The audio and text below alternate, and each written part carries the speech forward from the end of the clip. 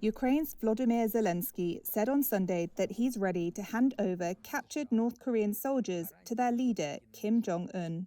Zelenskyy said Saturday that Ukraine had captured 2 North Koreans in Russia's Kursk region.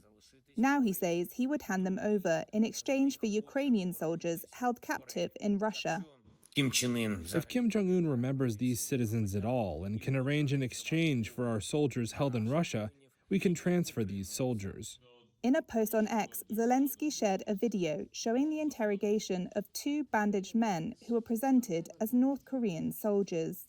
Reuters chose to blur their faces and could not independently verify the video's location, date, authenticity, nor the affiliation of the people it shows. In the video, one of the alleged North Korean soldiers says through an interpreter that he had been told he was on a training exercise. He appears to say that he wanted to live in Ukraine, but if he was ordered to return to North Korea, he would go. It marks the first time Ukraine has announced the capture of North Korean soldiers alive. Kyiv and its Western allies say North Korean troops entered the war on Russia's side last October. We now assess that there are some 10,000 North Korean soldiers in total in Russia.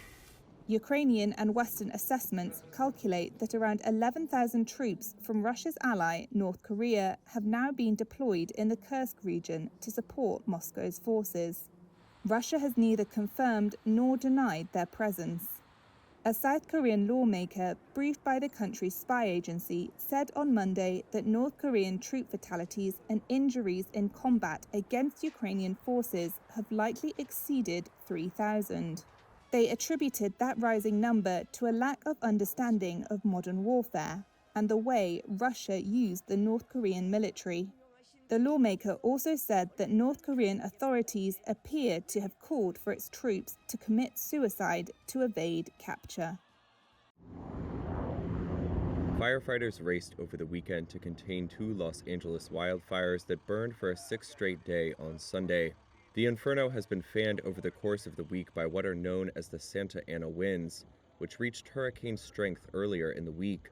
They eased some on Sunday, allowing firefighters to make headway in containing the blaze.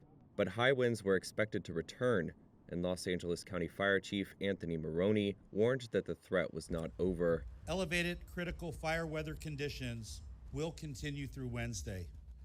Please rest assured that your County of Los Angeles Fire Department will be prepared. These winds, combined with low humidities and low fuel moistures, will keep the fire threat in all of Los Angeles County very high. California Governor Gavin Newsom said the fires could be the most devastating natural disaster in U.S. history, quote, in terms of just the costs associated with it. He said at least 24 people have died, and with many more missing, the death toll is expected to rise. The combined fires have destroyed thousands of homes and forced 100,000 people to evacuate. Some of the evacuated took up shelter at this FEMA assistance room in West Hollywood on Sunday. They included Zuzana Koda from Topanga, west of the city. We're absolutely terrified. We've left everything behind. We have no insurance. As far as we know, our landlord says our house is still standing in Topanga, but nobody's letting residents in. And we're very concerned about the next few days with the Santa Ana winds kicking up. Over the past week, many relief efforts have popped up across the region, including this massive donation center in Arcadia, a city close to the Eaton fire. 6-year-old Oliver Lee and his father were among the thousands of volunteers that showed up to help sort through mountains of donations and hand out supplies. The worst part about the fire was my dad's school is getting burned down. Kids cannot go to school.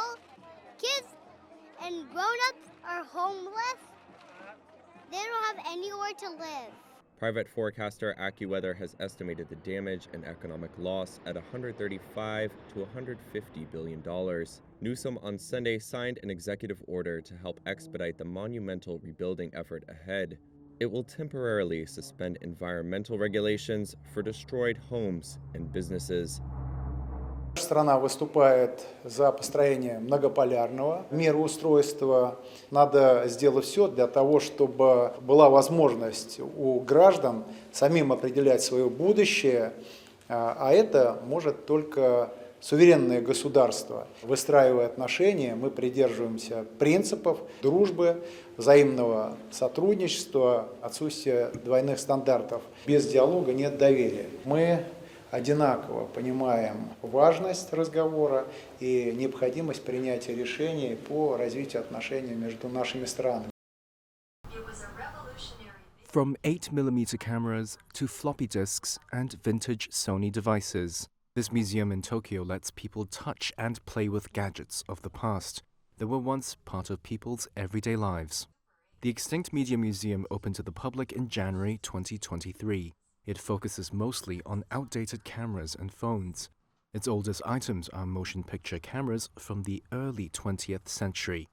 For museum goers like 59-year-old Mika Matsuda, the cluttered shelves here set off a wave of nostalgia.